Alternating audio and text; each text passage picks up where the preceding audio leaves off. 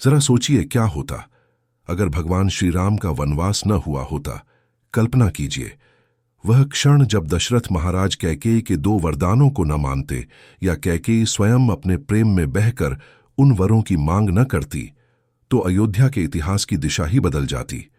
श्री राम का राज तिलक निश्चित होता और वे सीधे अयोध्या के सिंहासन पर पदस्थ हो जाते, और न वन जाते, न भरत शत्रुघ्न को प्रायश्चित करना पड़ता, न लक्ष्मण को भाई के साथ वनवास जाना पड़ता, न माता सीता को रावण के अपहरण का कष्ट सहना पड़ता।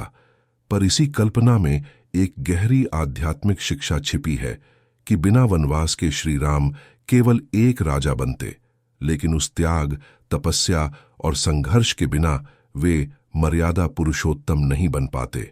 अगर वनवास नहीं होता तो रावण जैसे अहंकारी राक्षस का अंत कैसे होता?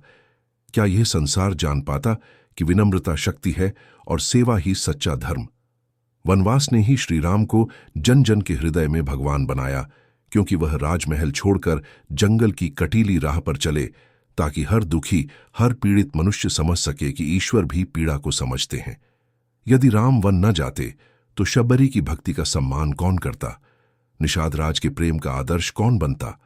जटायु का त्याग और उसकी वीर गाथा कौन गाता? राम ने वनवास में ही वह सब देखा, जिया और अपनाया जो किसी भी राजा को अपने राज्य की आत्मा तक पहुंचने के लिए जरूरी होता है। अगर वनवास न होता तो राम का जीवन केवल शाही वैभव का उदाहरण होता, न कि चरित्र की ऊंचाई का। वे हर व्यक्ति के भगवान बने क्योंकि उन्होंने हर परिस्थिति को अपनाया, हर अपमान को स्वीकारा और फिर भी अपनी मर्यादा से कभी समझौता नहीं किया। राम के वनवास ने ही लक्ष्मण को तपस्वी बना दिया, सीता को शक्ति और धैर्य का आदर्श बना दिया और हनुमान को भक्ति की पराकाष्ठा तक पहुंचा दिया।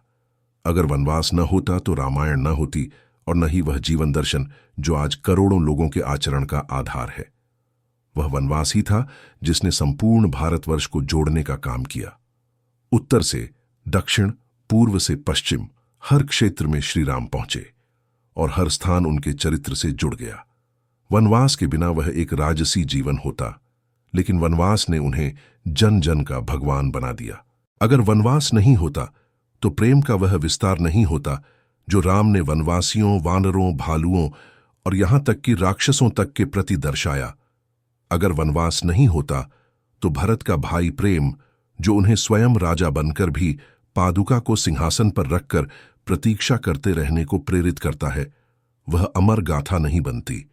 अगर वनवास नहीं होता तो यह संसार यह न जान पाता कि एक पुत्र पिता के वचन के लिए राज सिंहासन का त्याग भी कर सकता है। अगर वनवास नहीं होता तो अहंकार और अधर्म का नाश करने की वह अमर कथा न लिखी जाती जो रावण वध के रूप में आज तक श्रद्धा से पूजी जाती है। अगर राम का वनवास नहीं होता तो राम राज्य का सपना भी अधूरा रह जाता, क्योंकि राम राज्य केवल एक व्यवस्था नहीं, वह एक भाव है जो त्याग, कर्तव्य और करुणा की नींव पर खड़ा होता है। इसीलिए जब भी हम सोचते हैं अगर राम का वनवास नहीं होता, तो हमें समझना चाहिए कि वनवास एक त्याग था, एक बलिदान था, एक संदेश था कि सच्चाई, भक्ति और मर्यादा का मार्ग कठिन जरूर होता है, लेकिन वही मार्ग सबसे ऊंचा होता है। राम का वनवास एक तपस्या थी, जिसके बिना राम केवल एक राजा होते, लेकिन उस वनवास ने उन्हें भगवान बना दिया, हर युग के लिए, हर दिल के लिए और हर जीवन के लिए। याद रखें, यह सिर्फ कहानी नहीं थी, यह एक जीवन का दर्शन था।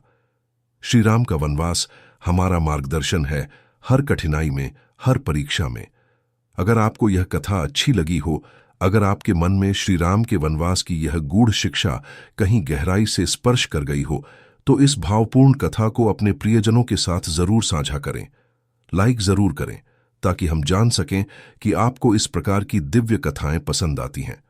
और भक्ति सागर संगीत चैनल को सब्सक्राइब करना न भूलें, क्योंकि यहां हर दिन आपको मिलती है आध्यात्मिक ऊर्जा, भक्ति रस से भरी प्रेरक कहानियां और राम नाम की अमृतवाणी।